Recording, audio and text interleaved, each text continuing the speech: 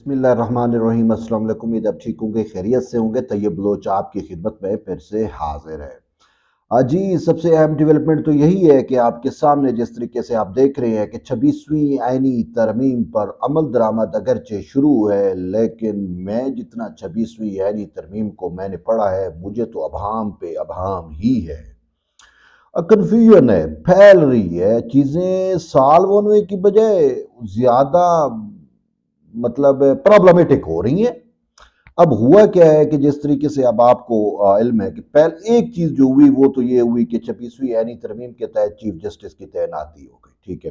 اب chief justice کی تعیناتی ہوئی، لیکن ہمارا یہ تھا مدعا آپ کے سامنے ہے کہ بھائی 5 کا پینل ہو اور اس میں سے چناؤ کیا جائے، لیکن مولانا صاحب آڑے آئے، جو بھی ترتیب تھی تو وہ 26ویں آئینی ترمیم میں 3 کا پینل رکھا گیا، ٹھیک ہے۔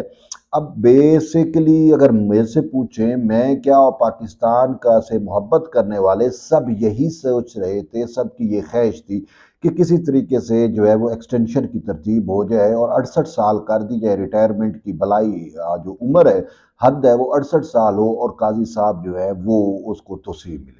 لیکن ان کے خلاف پروپیگنڈا اتنا ہوا اور یہ چیزیں ہوئی، اور مولانا فضل الرحمان صاحب آڑے آ گئے کہ ایسا نہیں ہوگا، یہ نہیں ہوگا، وہ نہیں ہوگا، اور وہ بالکل طریق انصاف کا چارہ جو ہے وہی جو طریق انصاف نے ان کو چارہ ڈالا تھا اسی پہ ہی انہوں نے اکتفا کیا، اور حکومت کو جو ہے وہ بڑا آڑے ہاتھوں بھی لیتے رہے اور منتے ترلے بھی کراتے رہے۔ اور خیر 26ویں یعنی ترمیم کا عمل ہوا، اور اس میں مولانا صاحب نے کی اپنی جو بیانات تھے، اپنی جو رائے تھی، مولانا صاحب ان سے بھی منحرف ہوئے، ٹھیک ہے۔ اب مولانا صاحب نے کہا کہ 3 کی، مولانا صاحب کا یہ تھا کہ 5 کے پہ یا 3 یا 5 میں سے جو ہے وہ چیف جسٹس کا تقرر ہونا چاہیے، سینیارٹی ختم ہونی چاہیے، تو وہ پھر 3 پہ اکتفا ہو گیا، لیکن 5 پہ ہوتا تو حالات زیادہ بہتر ہوتے۔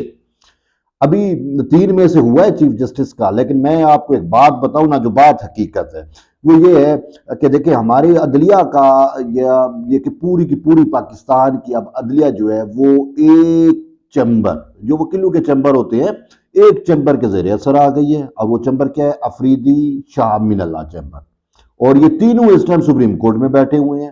اس سے بدقسمتی اور بدبختی کیا ہوگی؟ اور یہ تینوں دوست بھی ہیں، اور اس کا آپ دیکھ بھی رہے ہیں آج کل ٹریلر جس طریقے سے آ رہے ہیں نا، حالات مطلب کوئی مزے کے لگ نہیں رہے، ٹھیک ہے۔ اچھا، پھر 26ویں یعنی ترمیم تو ہو گئی۔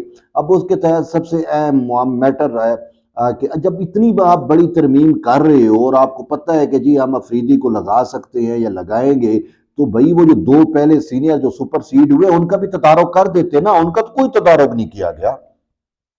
اب وہ یہ ہے جی کہ وہ تمام جو پالیسی سازی ہے، جو فیصلے کون چیزیں ہیں، ان میں بیٹھیں گے۔ سپریم جوڈیشل کونسل میں بھی یہی منصور بھی بیٹھ رہا ہے، منیب بھی بیٹھ رہا ہے۔ جوڈیشل کمیشن میں منصور بھی بیٹھ رہا ہے، منیب بھی بیٹھ رہا ہے، اور اس کے علاوہ اور بھی دیگر جو مین میٹر ہیں ان میں بھی ہیں، کمیٹیاں جو بن رہی ہیں ان میں بھی یہی لوگ ہیں۔ Supreme court practice and procedure act committee, اس میں بھی یہی 2 آ گئے، تو ان کا تدارک کرنا چاہیے تھا، وہ بھی نہیں کیا گیا۔ یہ 26ویں یعنی ترمیم ہوا کیا ہے مجھے سمجھ نہیں آ رہی۔ اچھا چلو، اب آتے ہیں بینچز پہ۔ جوڈیشل کمیشن ہوگا، جوڈیشل کمیشن میں بھی آپ دیکھیں گے منصور اور منیب شامل ہیں، اور اس میں ہم سمجھ رہے تھے کہ کوئی ہیوی مینڈیٹ حکومت کی سائڈ سے ہوگا، کوئی بھی ہے نہیں ہے، ایک فروق چنیک اور شیخ آفتاب ہے، اور ان کی دونوں کے مد مقابل میں تحریک انصاف کا شبلی فراز ہے، اور کون ہے؟ عمر ایوب، پاورفل ہیں، ووکل ہے، بولنے والے ہیں۔ فروق چنیک جو ہے وہ بولتے کم ہیں، قانونی تو میں ان کو چیلنج نہیں کر سکتا، لیکن شیخ آفتاب کا تو نام آپ نے بھی سننا، پہلی دفعہ سنا، میں نے بھی پہلی دفعہ سنا، وہ کہیں مین سٹریم میڈیا پہ بھی کبھی ہم نے اس کو بولتے نہیں دیکھا۔ تو اب وہ یہ لوگ ہیں، تو بہرحال آگے دیکھتے ہیں۔ ابھی پھر اس میں منصور اور منیب شامل ہیں، اور آئینی بینچز کیسے بنیں گے؟ ہم نے جو آئینی بینچز بنانے کی کوشش کی، کل بھی رات ہم بناتے رہے، قیوم صدیقی، میں اور جہاں زیب، ہم میں کچھ سمجھ نہیں آئی۔ اب آئینی بینچ جس طریقے سے بھی بنے، ہر صوبے سے ایک ایک 2 جج بھی لیے جائیں، آئینی بینچ بنایا جائے، تو اس میں پھر وہ جو عمران پروجیکٹ جج ہے وہ اکثریت میں آتے ہیں۔ اب سپوز کرو وہ آئینی بینچ جی ہم ہر صوبے سے سینئر جج لیں گے، تو سینئر جج لیں گے تو وہ تو معاملہ گڑبڑ ہو جائے گا، سچی بات ہے۔ 26ویں یعنی ترمیم اس کے سامنے لگی، اٹھا کے باہر پھینک دیں گے، اور یہ مخصوص نشستیں بھی ان کو نہیں ملنے لگی۔ حالات اب اسی سے جا رہے ہیں۔ بھئی آپ بنا رہے ہو تو آپ آئینی بینچ بنیں گے تو پھر سپریم کورٹ سے جج کیوں لے رہے ہو؟ کہتے ہیں ہم آزاد اور خود مختار جج لگائیں گے. وفاقی آئینی عدالت کا بھئی سربراہ لگانا ہے تو وہ پارلیمانی کمیٹی کے لیے چیف جسٹس لگا سکتی ہے. تو وفاقی اس کا جو ہے یعنی پارلیمانی کمیٹی سپریم کورٹ کا چیف جسٹس لگا سکتی ہے. اور اینی بینچ، آئینی بینچ کی بات کر رہا ہوں، وہ وفاقی آئینی عدالت کی بات نہیں کر رہا، وہ تو بنی ہی نہیں ہے، اس کی بات کیوں کرے، منہ سے نکل گیا ہوگا. لیکن یہ ہے کہ جو کانسٹیٹیوشنل بینچ ہے، کانسٹیٹیوشنل بینچ کے لیے جو جج لگائے جانے ہیں وہ بھی انہی میں سے لگیں گے. اور یہی عمران پروجیکٹ ججز ہوں گے، یہی ہوں گے جنہوں نے ماورائے آئین ریلیف تخلیق کرتے رہے ہیں اور کرتے رہیں گے. سمپل سی بات ہے، ان کا ابھی تک کوئی توڑ ہی نہیں کیا گیا.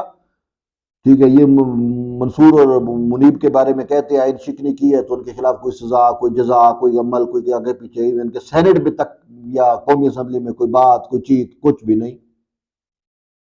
مایوس ہوں میں سچ میں.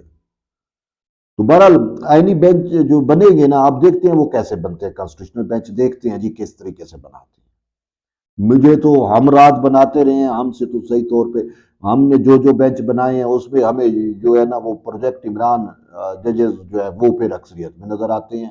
ایک آدھ بینچ بنا تھا، وہ بھی اگر ہم سے جو ہے وہ 26ویں یعنی ترمیم کے تناظر میں جو ہم نے بنا وہ تھوڑا سا ہمیں نظر آ رہا ہے اس میں بھی. لیکن بس کیا کہوں. اب ان ساری چیزوں کو دیکھتے ہوئے میں تو یہی کہہ رہا ہوں کہ بھائی 27ویں ترمیم کے لیے تیاری پکڑ لیں.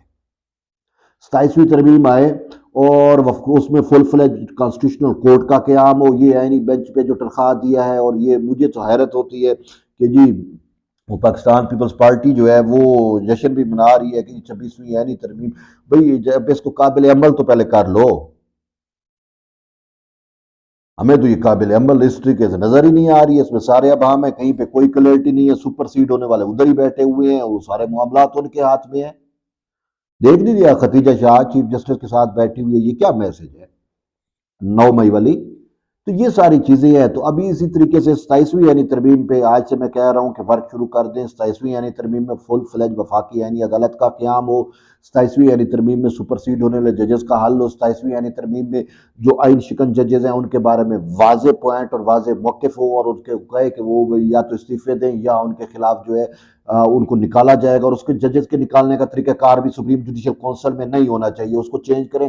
وہ بھی پارلیمان کے پاس ہے. یہ پارلیمان کا کمیٹی ہو جو ان کے کنڈکٹ کو دیکھے، ان کے فیصلوں کو دیکھے، اور فیصلوں سے اگر ثابت ہوتا ہے یہ کیا چیز ہے جی، یہ 2 نمبر کی یار انتہا. دیکھو لکھا ہوا ہے جی کسی بھی جج کے خلاف اس کے فیصلے کے اوپر کاروائی نہیں ہو سکتی، اور فیصلے میں اس نے آئین شکنی کر دی ہے پھر بھی اس کے خلاف کاروائی نہیں ہو سکتی. کتنے دکھ کی بات ہے. وہ بھائی جب فیصلے پہ اگر آپ نے کاروائی نہیں کرنی، ہاں تلوار لٹکائے کہ اگر کسی نے آئین شکنی کی، کسی نے غلط فیصلہ دیا تو اس کے فیصلے کے پر بھی کاروائی ہو سکتی ہے. پھر دیکھیں جج کیسے سیدھے نہیں ہوتے. فیصلوں کو آپ نے چھوٹ دی ہوئی ہے کسی بھی جج کے خلاف. یہ حقیقت میں بتا رہا ہوں، جو آلریڈی ایگزسٹنگ ہمارے لاز، قانون، قوانین ہے نا، اس میں لکھا ہوا ہے کہ کسی جج کے خلاف اس کے فیصلے کی بنیاد کے اوپر کوئی کاروائی نہیں ہو سکتی. وہ بے شک فیصلے کے اندر جو ہے وہ جس طریقے سے انہوں نے 63A کو ری ڈیفائن کر کے آئین شکنی کر دی، مخصوص نشستوں میں آئین شکنی کی، ہزاروں ایسے فیصلے ہیں. اور وہ جو اس سے پہلے جو ججز صاحبان تھے جو آئین شکنوں کو تحفظ دیتے رہے، ان کے فیصلوں کو بھی تحفظ دیا گیا ہے. خدا کی قسم مجھے تو حیرت ہوتی ہے پاکستان کے جوڈیشل سسٹم پہ. ابھی یہی ہے کہ جب آپ 27ویں یعنی ترمیم لے کے آئیں، 27ویں یعنی ترمیم کے اندر واضح طور کے اوپر ججز کے احتساب کے طریقہ کار بھی ہو، اور اس میں یہ واضح لکھا ہوا ہو کہ فیصلے کی بنیاد کے اوپر اگر فیصلے کو، اس کے لیے آپ کمیٹی بنائیں، پارلیمان کا کمیٹی بنائے، کانسٹیٹیوشنسٹ لوگوں کا کمیٹی بنائے، وہ فیصلے کا جائزہ لے. فیصلہ غیر قانونی ہے تو جج کو احتساب میں لے کے آئیں، کٹہرے میں کھڑا کریں.